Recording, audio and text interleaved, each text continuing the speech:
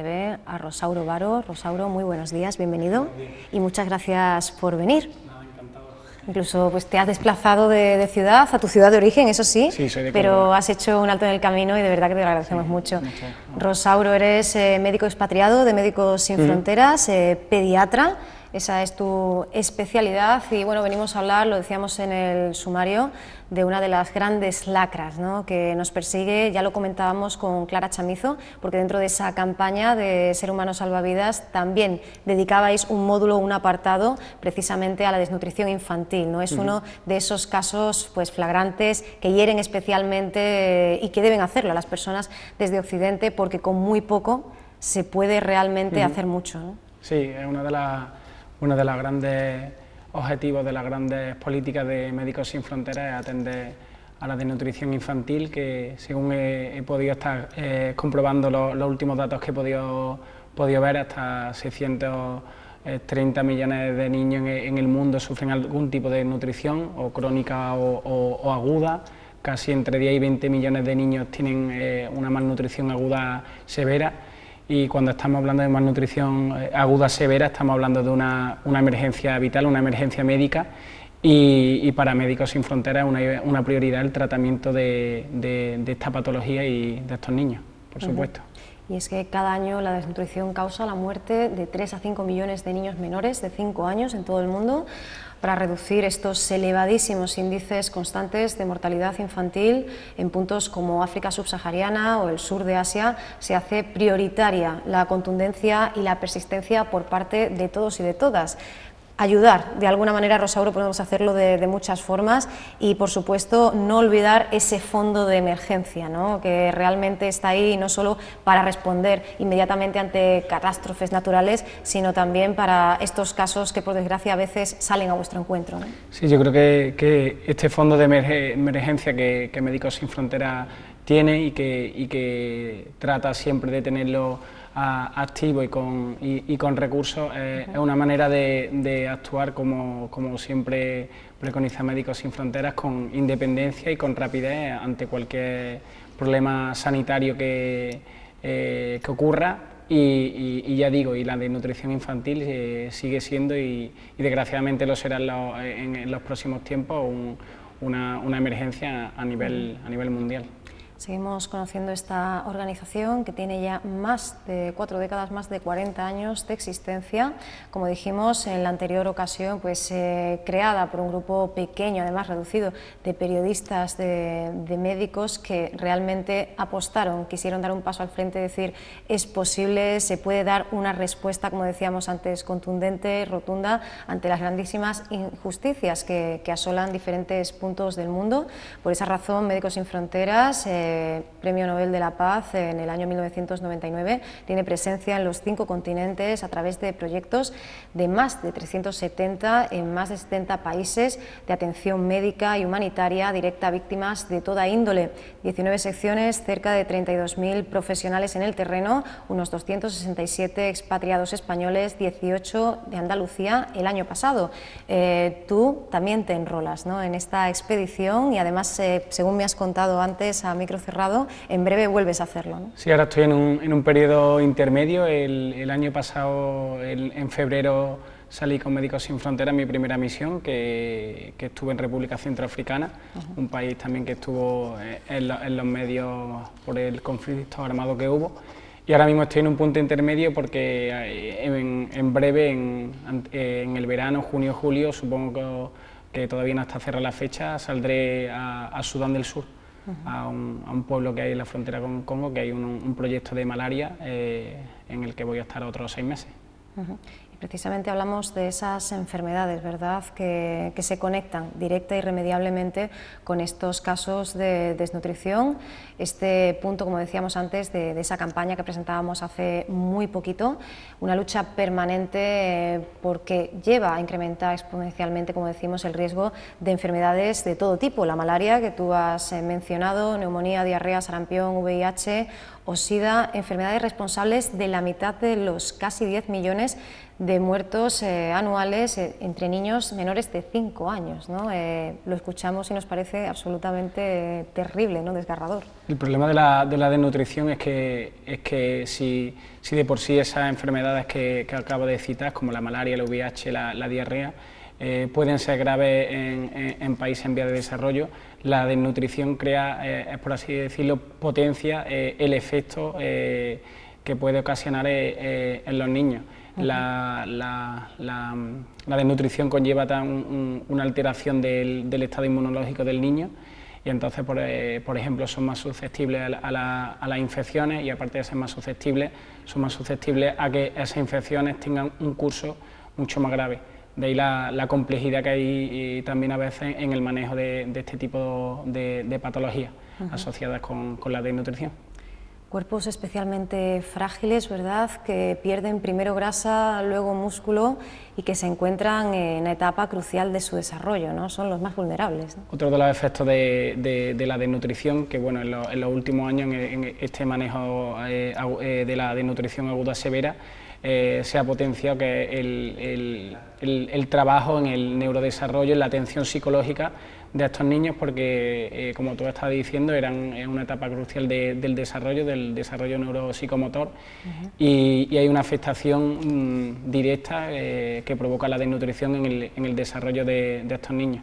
De hecho, una de las cosas que más llama la atención cuando te enfrentas por primera vez a estos niños desnutridos es la incapacidad para reaccionar ante el medio que les rodea, una cara lánguida, triste, sin apenas respuesta a estímulos, y la verdad que como decía, es una patología grave, pero que con unas acciones concretas, con un tratamiento adecuado, da mucho, como pediatra y como médico, da mucha alegría ver la evolución que tienen estos niños, porque la verdad es que si todo va bien, la recuperación es muy buena, y ver el progreso de estos niños es una satisfacción muy bonita, sí.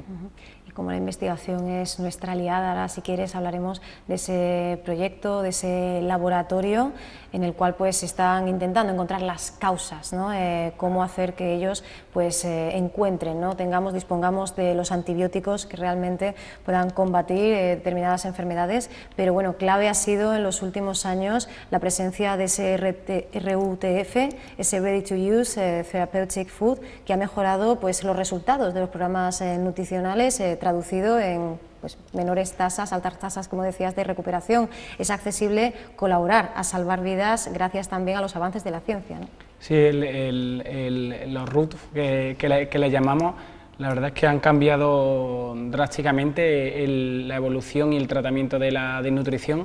La respuesta a este tipo de comida terapéutica, que sería la traducción en español, y que por explicarlo un poco a la gente serían una especie de barras energéticas de unas 500 calorías con diferentes nutrientes, desde micronutrientes hasta hidratos de carbono, en una composición determinada para este tipo de niños. Y ha cambiado muchísimo el tratamiento de la nutrición por su efecto, y también porque ha facilitado mucho el manejo.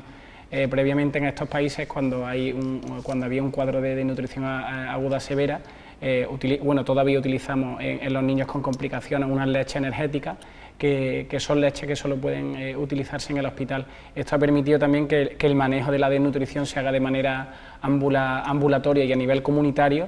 Entonces, la evolución de estos niños, el seguimiento de estos niños y la adherencia de los padres de la familia a este tipo de tratamiento ha hecho que el cambio haya sido bastante drástico y la evolución de estos niños sea muy buena.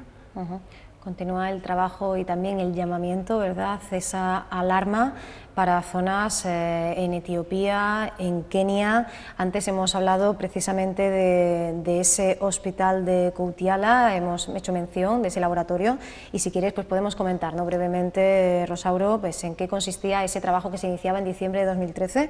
Médicos Sin Fronteras empezaba a reorganizar y renovar el laboratorio central en este hospital, donde gestiona precisamente la pediatría, y trabaja desde 2009 fue junto al Ministerio de Salud de Mali. Cambiamos de territorio, pero hemos de decir que bueno, pues es un hecho histórico reciente, importante, porque por primera vez en un proyecto a largo plazo la organización va a contar con un departamento de bacteriología para diagnosticar todas las enfermedades bacterianas de la primera infancia, ¿no? Seguimos dando pasos adelante y con ganas de superarnos, ¿no?, en pro de esas nuevas vidas, ¿no? Bueno, creo que Médicos Sin Fronteras tiene en su filosofía, y cree que es importante que la investigación sea parte de la asistencia sanitaria.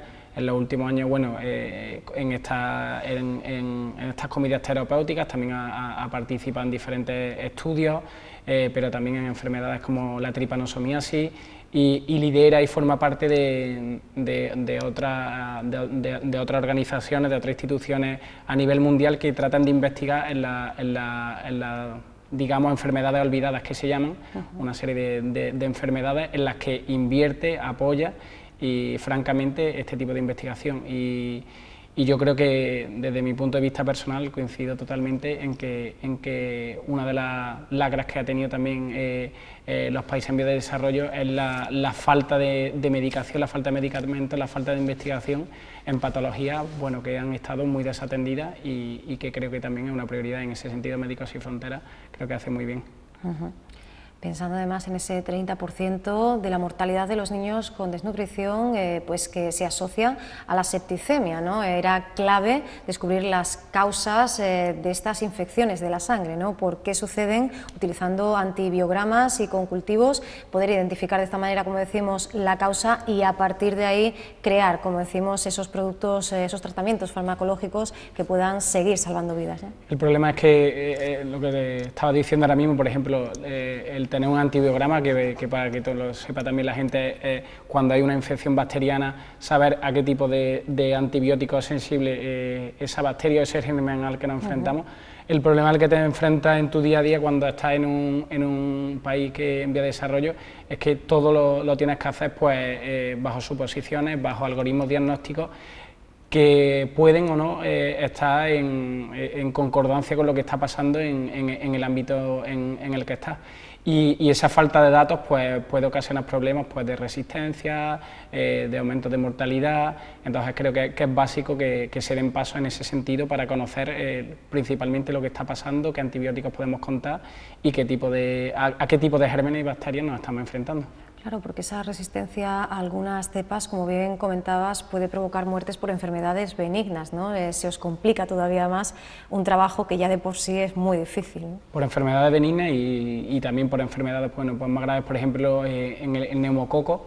Es una de las causas de meningitis en el tercer mundo, digamos, y hay estudios que dicen que hasta un 5% de resistencia pueden estar apareciendo, pero verdaderamente no hay datos de si tenemos resistencia o no. Yo he tenido 5 casos con sospecha de neumococo, y es cierto que algunos casos con el tratamiento que he dado no iban bien. Es muy difícil saber por qué no iban bien, porque eran pacientes que tardaban mucho en llegar, pacientes muy graves, pero aún así es básico saber lo que estaba pasando, investigar por qué estaba pasando eso, y este tipo de pasos pues me parece francamente importantísimo.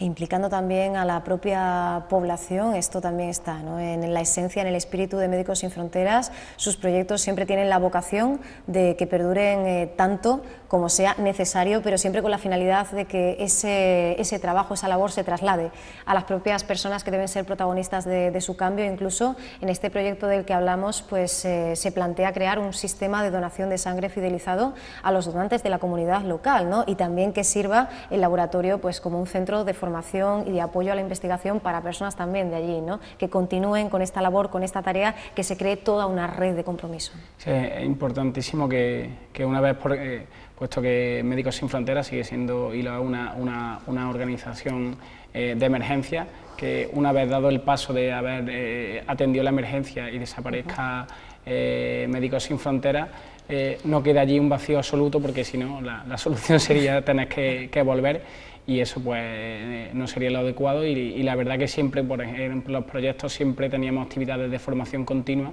de cara a que en un futuro pudiera quedar allí un pozo, pues eso, de conocimiento.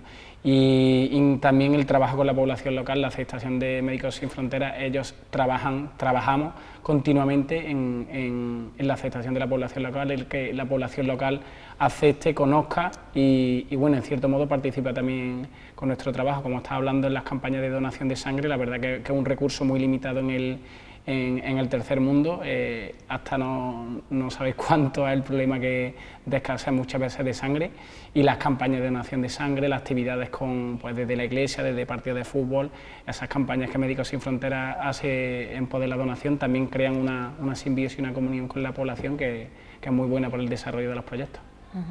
Y otro foco que sigue demandando pues esa ayuda, esa respuesta que sigue siendo de máxima urgencia es la República Centroafricana, donde Médicos Sin Fronteras lleva trabajando desde el año 97, masacrada, atenazada por los enfrentamientos entre los anti-Balaka y los que antes constituían la Seleka. Rosauro, este fue uno de tus destinos, ¿no? No sé si el primero. Sí, fue mi primera misión con Médicos Sin Fronteras, y la verdad que nos inauguramos por lo alto.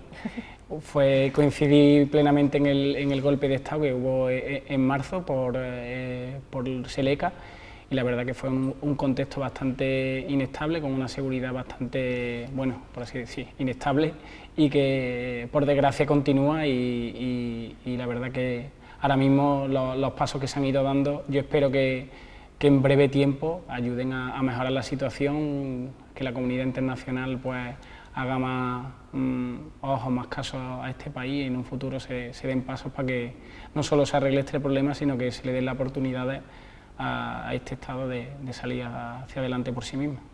Porque una vez más, lo comentábamos aquí con Monseñor Aguirre, obispo de la diócesis de Bangassou, nos encontramos con estos episodios que repercuten, que sí reciben ese eco, se traducen en los medios nacionales e internacionales, pero que al cabo del tiempo desaparecen, se difuminan, y uno pues tiene la sensación como espectador, como televidente, que ya no se están produciendo esos conflictos o esas crisis, ¿no? Y sin embargo allí el terror sigue adelante, ¿no? Son ya pues muchísimos los refugiados desplazados, con un 20% de los niños gravemente desnutridos. Es un pueblo asediado, ¿no? Que no sabe qué va a pasar con ellos, y muchas familias ya rotas, ¿no?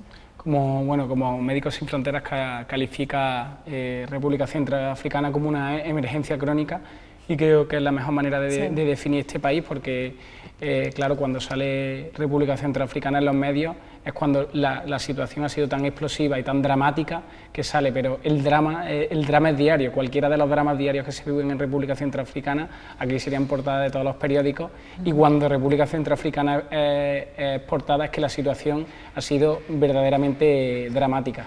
Y la verdad que es un país que a diario, cuando ha dejado de salir en los medios, información pues de mis compañeros, información que me llega de República Centroafricana, es que la situación sigue siendo muy inestable.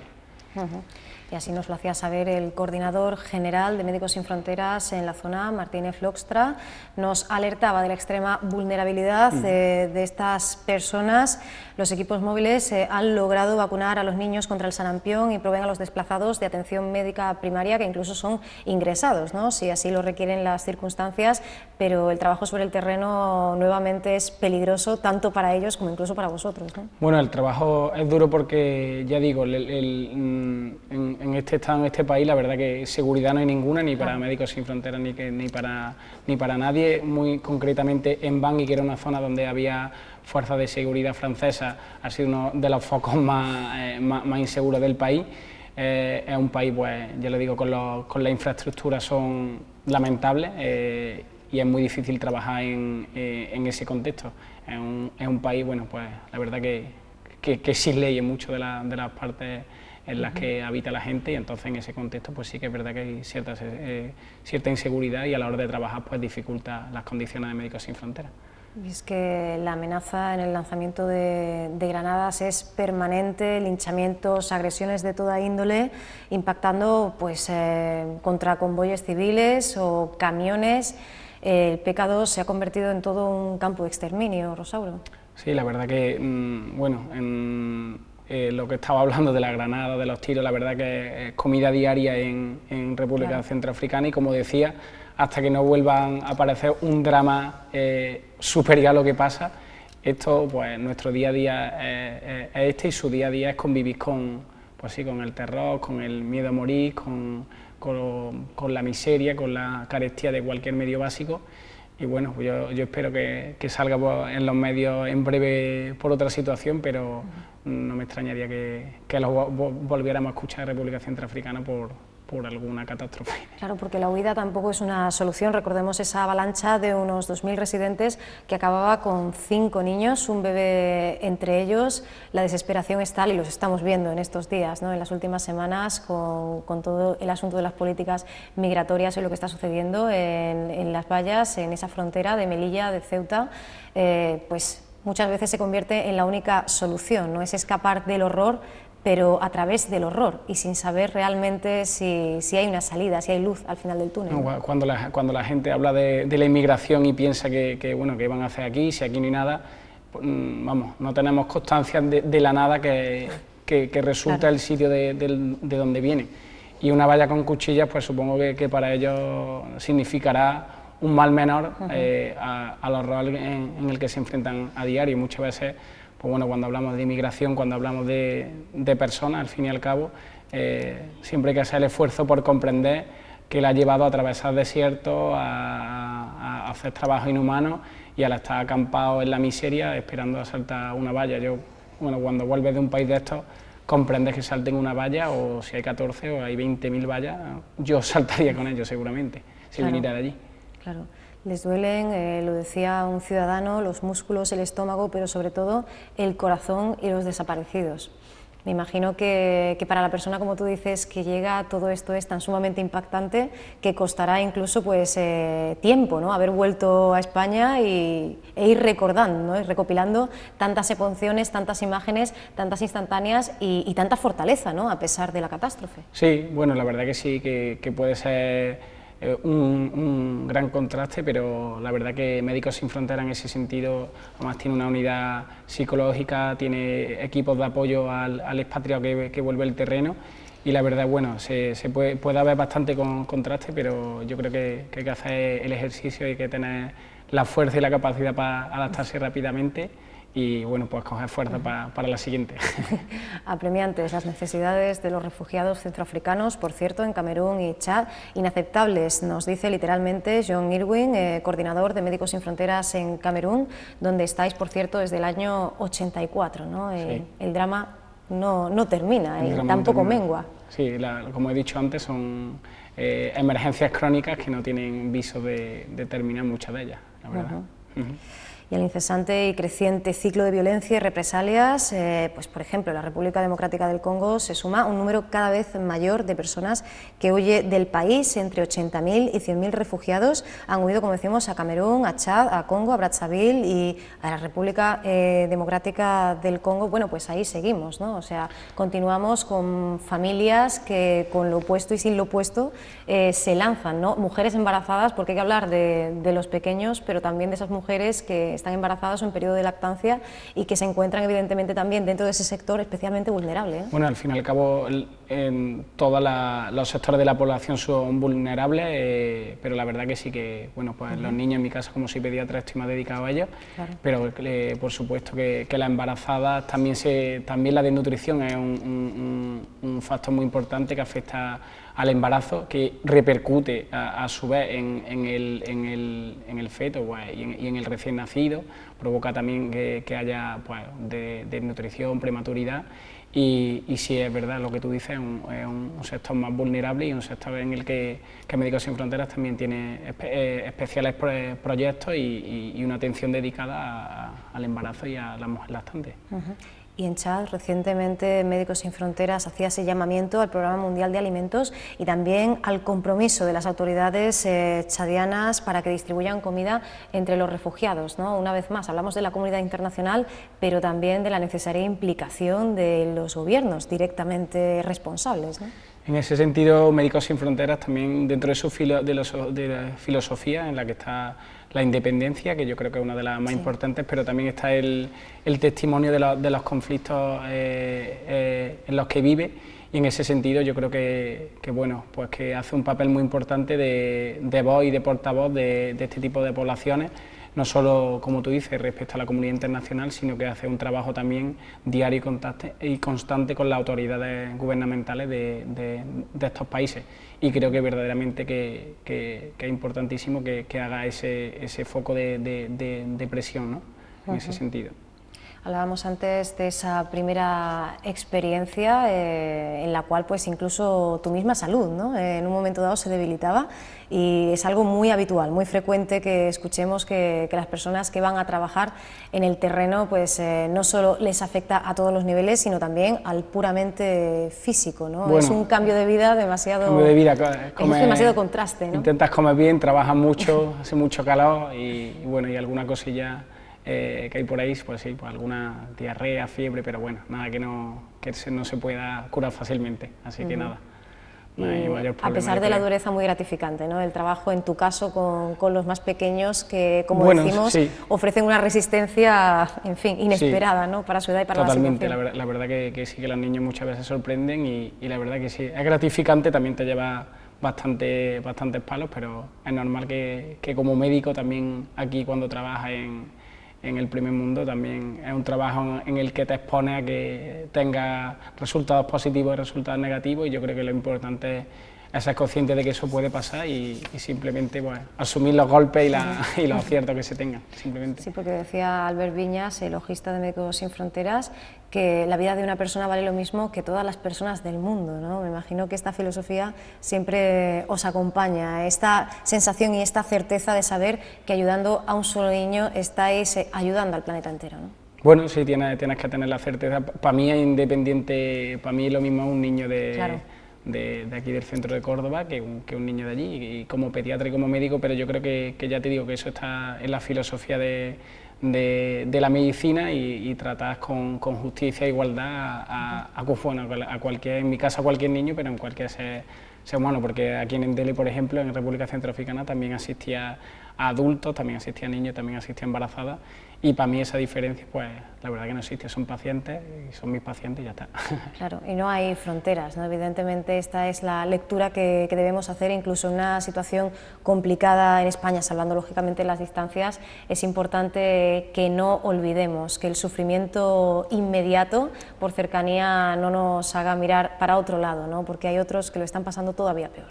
Bueno, yo creo que sí, que incluso en momentos de crisis económica que la gente está pasando en situaciones penosas, quizás es normal que la gente sienta, bueno, yo mismo, que la gente sienta que cuando sufre el de al lado, el que tú conoces, el que tienes más cerca, te sientas más identificado con él.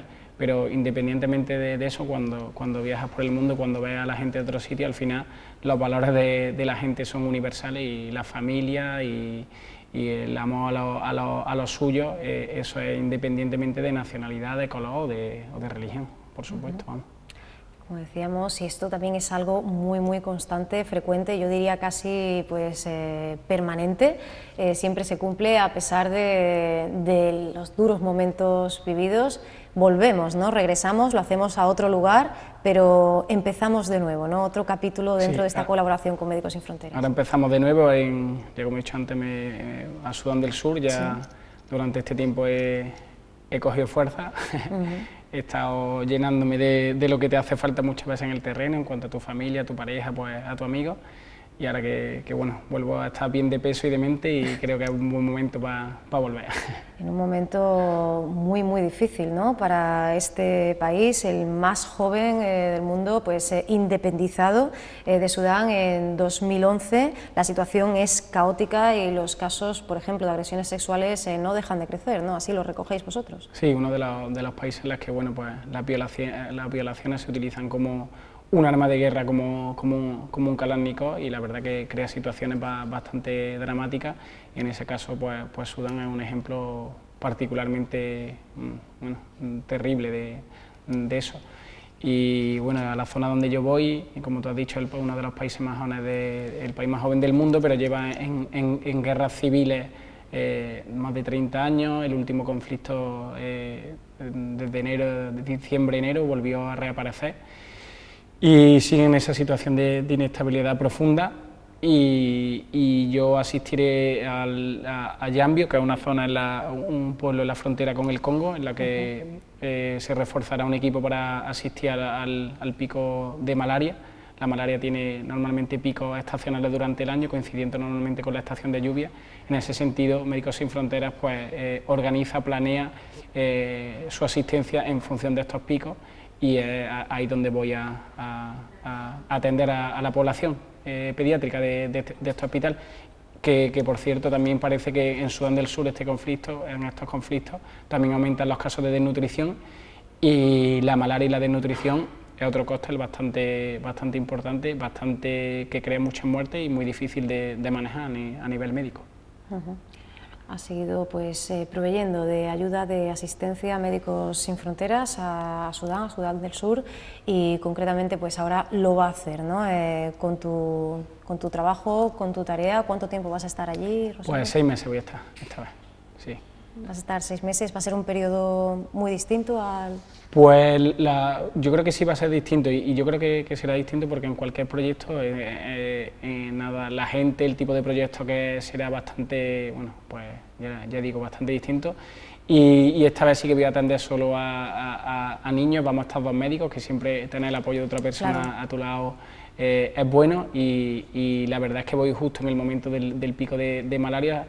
Entonces yo creo que sí será diferente en ese sentido, pero bueno, yo creo que la experiencia que me ha dado esta primera misión, pues yo creo que me va a ayudar bastante a poder afrontar bastante bien este segundo trabajo. Esperemos que así sea, ¿no? Sí. Y por nuestra parte, yo creo que en nombre de todas las personas que nos están viendo, gracias por esta labor que realizáis, por este nuevo viaje, esta nueva travesía que emprendes, y de verdad, Rosauro, que queremos, te invitamos ya, te ponemos casi en el compromiso, aunque evidentemente cuando te sea posible, cuando a ti te apetezca, cuando vuelvas, cuando regreses de Sudán del Sur, que lo compartas con nosotros y que nos cuentes la última hora, la actualidad de estas tierras, por desgracia, para la comunidad internacional en muchos casos olvidadas, ¿no? Olvidadas, sí, pues nada, sin ningún problema. Muchas gracias a vosotros por haberme recibido, y cuando vuelva pues hablaremos, ya está.